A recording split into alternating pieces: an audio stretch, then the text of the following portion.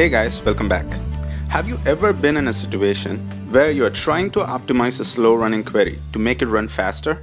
You have been looking at this query for hours and realize that the query is scanning the entire table.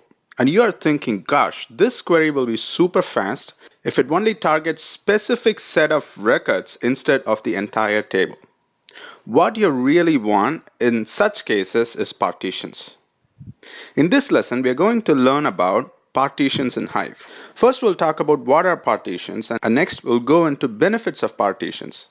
And third, we'll talk about creating and loading partitions in Hive. Fourth, we'll talk about dynamic partitions. And finally, we'll also look at the benefits of dynamic partitions. Sounds good? Are you guys excited? Let's get started.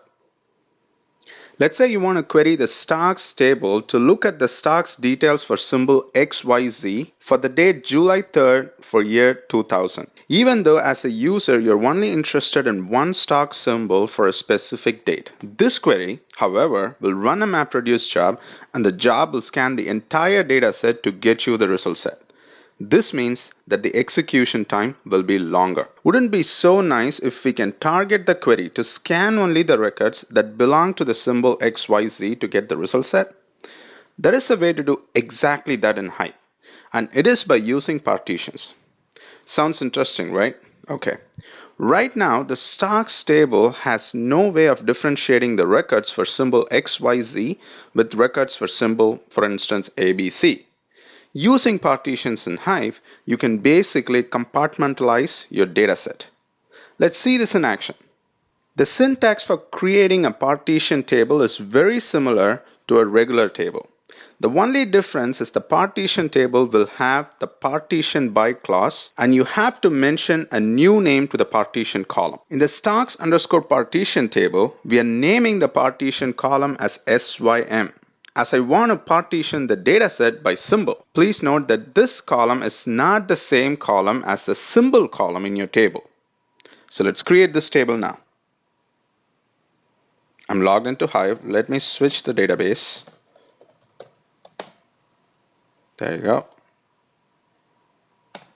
The table is now created. Let's execute the describe command on the table and you will see the information about the partition. Describe formatted stocks_partition. Copy that. There you go. As you can see now, the describe information for this table shows partition information. The column name for your partition is SYM and the data type of that is string. Let's now look at how to load data into the partition table. It is slightly different from loading a regular table. Let's look at the insert. I'm selecting all the records from the stocks table with simple B7J and inserting those records into the stocks_partition table. Important thing to note here is that you're assigning B7J to be the value of the partition column SYM. Let's execute this query.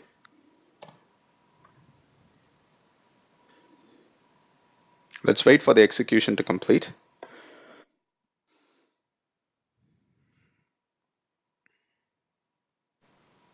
The execution is now complete. As you can see, Hive created a partition in stocks_partition table with the name SYM equals B7J. Let's now create another partition for symbol BB3. This time I'm selecting the BB3 records for stocks table and I'm assigning BB3 to be the value of the partition column SYM. Let's execute this insert. There you go. Again, a MapReduce job is running and this will create a partition with name BB3.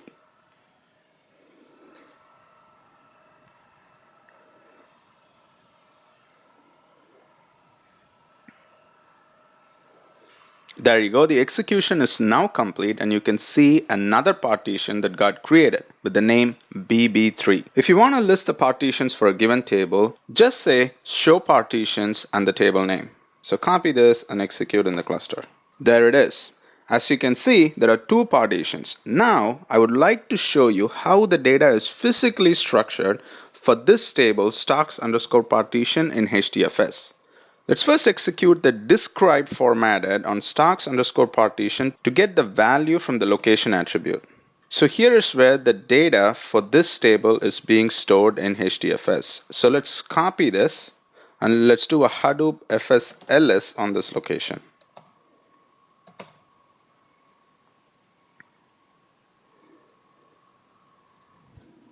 Usually you will see files under the tables directory, but the partition tables are structured and stored slightly differently. As you can see, under the directory stocks underscore partitions, we see two more directories, one for symbol B7J and the other one for symbol BB3. Any idea why we see two directories? These are partition directories. Let's check the directory B7J now. As you can see, you see a file under B7J, and this file will have just the records for symbol B7J, nicely stored in the partition directory. Now when you query the data for symbol B7J using the partition column SYM, like this right here, the MapReduce job will only scan this specific directory. And that is quite powerful. Since we are not scanning the entire dataset anymore, the execution time of this query will be much faster. We can also load a partition from a HDFS location. Let's say the records for symbol ZUU is in the directory output-stocks-ZUU, which you can load by using this insert. We are simply selecting all the records from the stocks where symbol equals ZUU and writing the output under output-stocks-ZUU directory. Let's execute this insert in our cluster. So this insert will create this output directory stocks-ZUU, and it will select all the records from the stocks table with symbol ZUU and will insert all the records into the newly created directory. There you go, the execution is now complete. Now that the directory is loaded with ZUU data, we can add a partition to the table using the alter command like this right here. So in this instruction, you're saying alter table stocks underscore partition, add the partition SYM equals ZZU, and you're also giving the location from where you can load the partition. And for the location, you're specifying output hive stocks-EUU, where you have already loaded the records for ZUU symbol. So let's execute this alter. Oops, the directory was specified wrong. The output directory is not under the root directory, so let's fix that. So let's copy it again. Execute it. The partition is now created for symbol ZUU. Let's do a show partitions again to see the list of partitions for the table now. As we can see, we have created 3 partitions so far.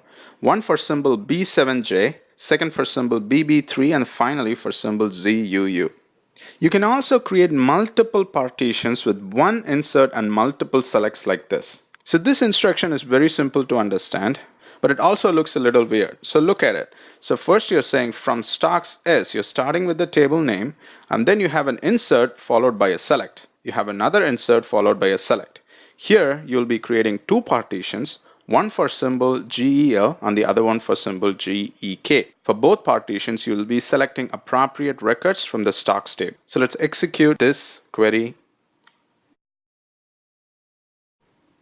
Let's wait for the execution to complete, and once it is complete, we'll do the show partitions command again.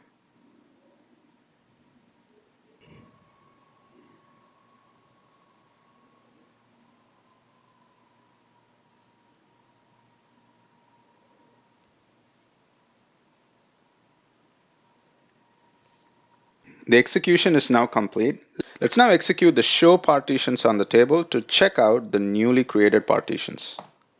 There you go. We see the newly created partitions GEK and GEL. Remember, you cannot delete records from a Hive table, but with partition tables, you can drop partitions using the drop command, which will essentially result in deleting all the records for that partition. Let's say, for instance, you want to delete all the records for symbol GEL. Usually, you will not be able to do that using Hive as you would do with the delete statement in SQL. But with the help of partition, you can drop the entire partition. And here, you're essentially dropping the partition GEL, which has all the records for symbol GEL. So let's copy this and let's do a drop for symbol GEL. This will delete the partition GEL. So let's do a show partition again. There you go. The partition GEL is now gone. Take a look at this insert. In this insert, we are loading records for Microsoft into Apple partition. This is logically wrong, since it will return Microsoft records when a user queried the Apple partition. Hive will not validate the data that is loaded into partitions. And also, it will not raise any errors when you incorrectly load data into partitions. It is the developer's responsibility to make sure the partition is loaded with correct set of records. So let's summarize what we have seen so far. So far, we looked at what are partitions, we also saw the benefits of partitions, and we also saw how to create and load partitions. Now we are going to talk about dynamic partitions. Imagine you are trying to create partitions for thousands of symbols. Manually creating partitions one by one is a tedious exercise and also will eventually lead to errors like the one we just saw with Apple and Microsoft. Dynamic partition inserts solve that problem. So far, we have been giving the values for the partition columns, and this means that the values for the partition columns are known at compile time. When you use dynamic partition inserts, however, the partition column values are known at execution time. Let's see this in action. Let's first enable the dynamic partition by setting hive exec dynamic partition equals true. The dynamic partition is now enabled. Take a look at this query. In this query, you're not hard coding symbols anymore. At runtime, the symbols will be resolved, and for each symbol in the stocks table, a partition will be created and all the records for that symbol will be loaded into the appropriate partition. That's pretty easy, right? Let's execute it. This will give you an exception. By default, hive exec dynamic partition mode parameter is set to strict. So in strict mode, you would need to have at least one partition column to be given a static value. This is to avoid careless errors by dynamically loading the partitions with, for instance, your date column. Since we'll end up with many number of partitions, one for each date in the dataset. That is bad, right? Since we have only one partition column, we cannot load this table in strict mode. We can change the hive exec dynamic partition mode parameter to non-strict mode, but then we will leave the table vulnerable to errors. So I like to keep the mode as strict. Let's create another table, and this time we'll create the table with three partition columns: exchange name, year, and symbol. Let's create this table. The name of the table is stocks dynamic partition with three partition columns: exchange name, year, and symbol, and it is now created. Let's run a describe on this table. And as you can see, you have three partition columns. Let's now see how to dynamically create partition for this table. Look at this insert. We are giving a static value of ABCSC for the first partition column, exchange name. Look at the select statement. The dynamic partition column must be specified last and in the same order in which they appear in the partition clause. As you can see, we have given a static value for the first partition column. The value for the next two columns will be derived from the select statement. Technically, this query should execute, but Hive is known to have stability issues when we try to create dynamic partitions with huge dataset. I've included a link that talks about this issue in the lesson notes. The later versions of Hive will fix this issue. So to avoid this issue, let's create partitions for records from 2001 to 2003 with this insert right here.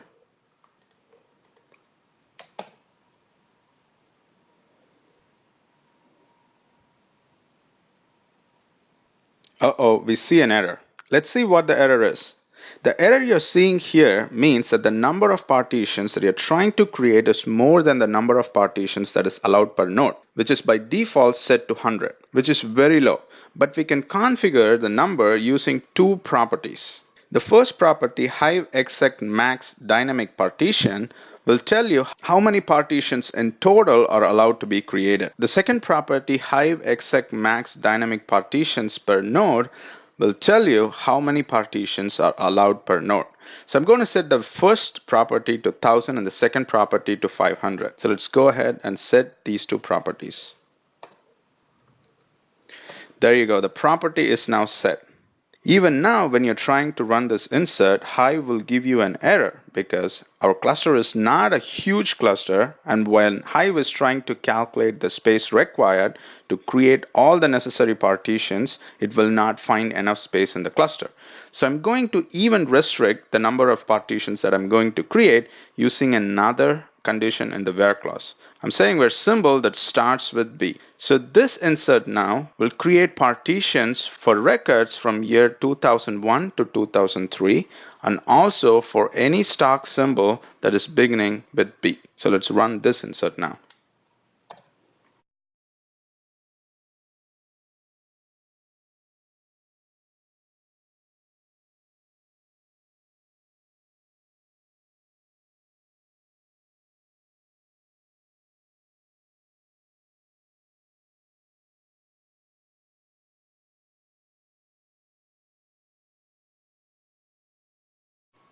The execution is now complete, and as you can see, our dynamic partition insert created a lot of partitions. To be very specific, it created about 362 partitions. Let's execute the show partitions on the table to list all the partitions. There you go, 362 rows, which means 362 partitions created with just one insert. I'm curious to see how the directories are now structured for each partition, since we have more than one partition column in the table. So why don't we do HDFS listing on the table first?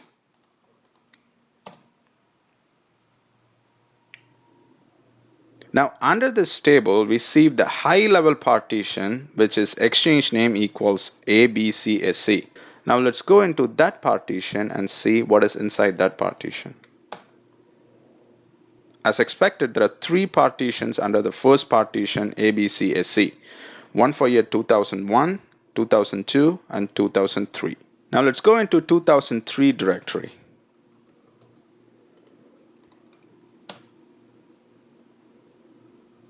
In this directory, we will see several directories or partitions, one for each symbol. The symbol directories will have the files for that corresponding symbol. Let's look at both of these queries. Both queries are valid. In the first one, the MapReduce job targets the 2003 partition and it will process all the records under that directory. The second select is even better, since the MapReduce job will only execute on files under the directory ZUU, which is under the directory 2003. So the execution will be faster than the first query, since we are scanning only fewer files. Now look at this select statement right here. If you try to execute this query, you will see an error. Because when the property Hive MapRed mode is set to strict, Hive will not allow to execute a query on a partition table without specifying a partition column in the where clause. Because this query is considered risky, since we did not include a partition column in the where clause for filtering, because now Hive has to scan the entire table to fetch the result set. Makes sense, right? Now to make this query work, again, we can set this property to non-strict, but I would advise against that because that would lead to performance issues. So instead, let's fix the query by adding the partition columns in the where condition like this. And this query right here with the where condition exchange name and volume will execute with no issues. Okay, now we have seen what are dynamic partitions, benefits of dynamic partitions, and also we have loaded a table using dynamic partition inserts. Wow, that was a lot to take in. So let me summarize. Partitions minimizes the execution time by helping MapReduce job to execute on targeted files or directories. We also saw a few different ways to load partitions. We also saw how to load hundreds of partitions with just a simple insert select statement using dynamic partitions. Partitions are very powerful. And when you design the tables with right partition columns, it will save a lot of execution time and your queries will be faster. So when you design a Hive table next time around, always think of partitions. With that, we'll end this lesson. See you in the next lesson.